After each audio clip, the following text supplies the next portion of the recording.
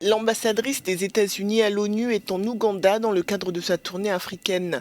Une visite qui intervient alors que le continent subit une forte inflation à cause du conflit en Ukraine, situé à des milliers de kilomètres de là.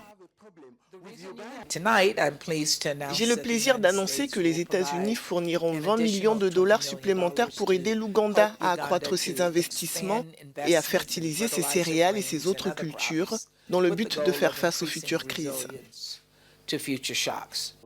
Une aide financière, mais aussi une mise en garde à l'encontre des pays qui décideraient d'acheter des produits russes qui font l'objet de sanctions américaines comme le pétrole. Si un pays décide de traiter avec la Russie alors qu'il existe des sanctions, eh bien il enfreint ces sanctions.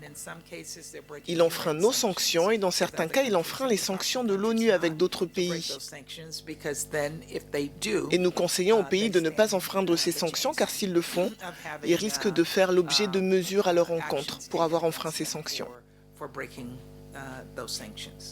Washington l'assure, ces visites sur le continent africain ne s'inscrivent pas dans le cadre d'une lutte d'influence avec Moscou.